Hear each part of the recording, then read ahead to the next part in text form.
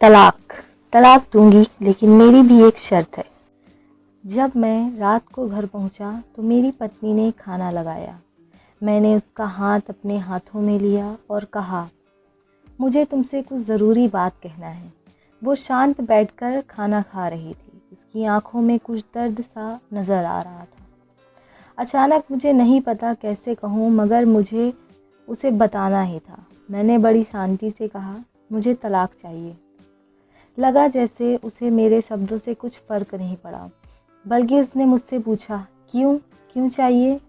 मैंने उसके सवाल को अनसुना किया तो उसे गुस्सा आ गया। उसने चम्मच उठाकर फेंक दिया और ज़ोर से चिल्लाई, तुम इंसान नहीं हो।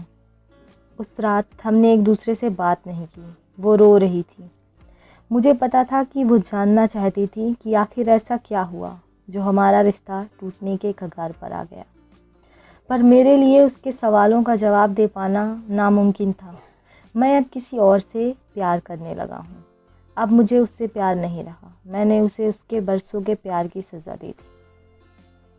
भरे मन से मैंने तलाक के पेपर तैयार किए। उसमें लिखा था कि वह पूरा घर, कार, कंपनी की 30% शेयर ले सकती है इस तलाक के बदले। लेकिन उसने उन पेपर्स को देखा और उनके टुकड़े टुकड़े कर दिए।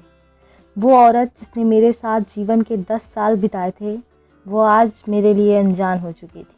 मुझे इन 10 सालों का जो उसने मेरे लिए बर्बाद किए, मगर मैं क्या करूं? जो हो चुका उसे मैं बदल नहीं सकता था, क्योंकि मैं किसी और से अपनी पत्नी से भी ज़्यादा प्यार करने लगा था। आखिरकार उसके सब्र का बांध टूट गया और वो फूट फूट कर मेरे सामने रोने लगी।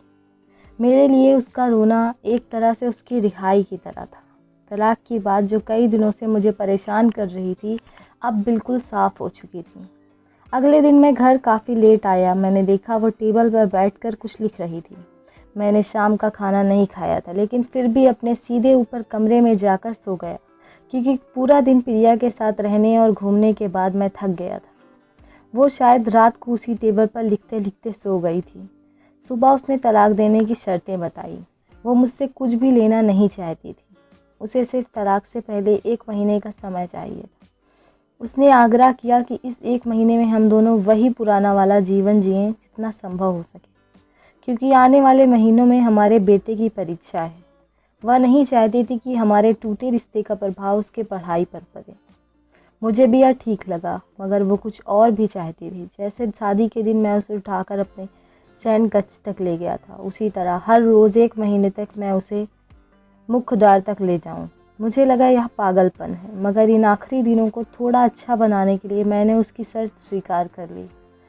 मैंने प्रिया को अपनी पत्नी की सभी शर्तें बताई। वह हंसने लगी। उसे लगा मेरी पत्नी किसी भी तरीके से तलाक होना तय है। मेरी पत्नी और मैं किसी से भी इस दौरान नहीं मिले थे, लेकिन उस दिन जब मैं उसे पहली बार तक लेकर गया तो हम दोनों काफ़ी अजीब महसूस कर रहे थे। पीछे से हमारा बेटा भी खिलखिलाकर हंस रहा था। अगले दिन यह काम थोड़ा सामान्य और आसान हो गया। वह मेरे सीने से लगी थी और मैं उसकी खुशबू महसूस कर रहा था। ऐसा लगा जैसे कई दिनों बाद मुझे यह खुशबू मिल रही थी, या फिर कई दिनों से मैंने उसके होने का महसूस ही नहीं किया था। पहले जितनी उसमें वो कसाव नहीं था, और चेहरे पर कुछ हल्की झुर्रियाँ नज़र आ रही थीं, और बाल भी सफ़ेद होने लगे थे। ये वही औरत थी जिसने अपने जीवन के 10 साल मुझे समर्पित किए थे। चौथे दिन जब मैंने उसे उठाया तो वो पुरानी रोमांच लौटने लगी थी। 5वें और छठे दिन वो पुराना प्यार फिर जागने लगा। मैंने प्रिया को इस बारे में कुछ नहीं बताया। अब उसे उठाना और आसान हो गया था।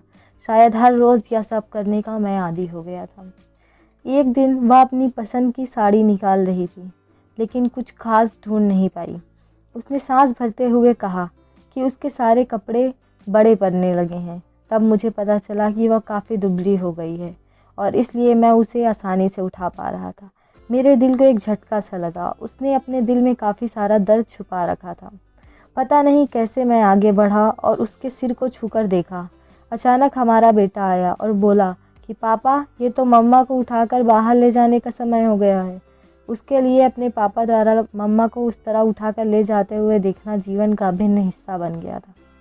मेरी बीवी ने हमारे बच्चे को बुलाया और ज़ोर से उसे गले लगा लिया। मैंने अपने चेहरा दूसरी तरफ कर लिया। मुझे लगा कहीं मैं अपना निर्णय न बदल लूँ। मैंने अपनी पत्नी हाल तक लाया। उसने प्यार से अपने दोनों हाथ मेरी गर्दन के आसपास रख दिए। मैंने उसे ज़ोर से पकड़ रखा था, बिल्कुल हमारे सुहागरात की तरह, मगर उसका इतना कम वज़न मुझे परेशान कर रहा था। महीने के आखिरी दिन जब मैंने उसे उठाया तो मेरे लिए एक कदम भी चल पाना मुश्किल हो रहा था। हमारा बेटा स्कूल जा चुका था। मैं अपनी कार से ऑफिस गया और कार से कूदकर बाहर आ गया, बिना कार को लॉक किए। मुझे डर था कि अब एक पल की भी देरी मेरा इरादा बदल देगी। मैं ऊपर गया। प्रिया ने दरवाज़ा खोला और मैंने उससे कहा, प्रिया, अब मैं अपनी पत्नी से तलाक नहीं लेना चाहता। उसने मुझे देखा और मेरे सिर पर हाथ फेर कर कहा, तुम्हें बुखार तो नहीं है? मैंने उसका हाथ उठाया और कहा, सॉरी प्रिया, अब मुझे अपनी पत्नी से तलाक नहीं चाहिए। हमारी शादीशुदा ज़िंदगी शायद हम दोनों को ध्यान न देने की वजह से बोरिंग हो गई थी, लेकिन इसका मतलब यह कतई नहीं है कि हम एक दूसरे से प्यार नहीं करते। अब मुझे एहसास हुआ है कि जिस दिन मैं उसे शादी करके अपने घर लाया था, उस दिन से जीवन के आखिरी दिन तक मुझे उसका साथ निभाना है। प्रिया के होश उड़ गए। उसने मुझे एक ज़ोरदार चांटा जड़ दिया मेरे मुंह पर। वह रोने लगी और दरवाज़ा अंदर से बंद कर लिया। मैं सीढ़ियों से नीचे उतरा और आकर अपनी कार में बैठ गया। आगे एक फूल वाले की दुकान पर रुका और अपनी प्यारी पत्नी के लिए एक सुंदर सा गुलदस्ता ले लिया। दुकानदार ने पूछा कि इस पर क्या लिखना है। मैंने मुस्कुराते हुए कहा कि मैं तुम्हें जीवन के आखिरी दिन तक यूं ही उठाता रहूँगा, मेरी अर्धांगिनी। उस समय जब मैं घर आया, हाथों में गुलदस्ता लिए, मेरे चेहरे पर एक मुस्कान थी। मैं ऊपर अपने कमरे की तरफ भाग कर गया, लेकिन तब तक वह मुझे छोड़कर इस दुनिया से जा चुकी थी, हमेशा के लिए। वो कई महीनों से कैंसर से लड़ रही थी, लेकिन मैं प्रिया के साथ इतना खोया हुआ था कि कभी ध्यान ही नहीं दे रहा था। उसे पता था कि वह जल्द ही मुझे छोड़कर जाने वाली है, इसलिए वह मुझे और मेरे बेटे के रिश्ते को टूटने से बचाना चाहती थी। मैं नीचे उसे तलाक लेना चाहता था, लेकिन फिर भी उसने मुझे अपने बच्चों की नज़रों में एक प्यारा पति और पिता बना दिया था। जीवन की छोटी छोटी बातें रिश्तों में बहुत महत्व रखती हैं। बड़ा घर, बड़ी कार और बैंक बैलेंस ये खुशियों का हिस्सा ज़रूर बन सकते हैं, मगर अपनों के बिना इनकी कोई कीमत नहीं है। स्टोरी कैसी लगी नीचे कमेंट करके ज़रूर बताइए, और अगर आपको यह स्टोरी अच्छी लगी तो चैनल को लाइक और सब्सक्राइब ज़रूर कर दीजिएगा। Thank you so much. Thanks for watching.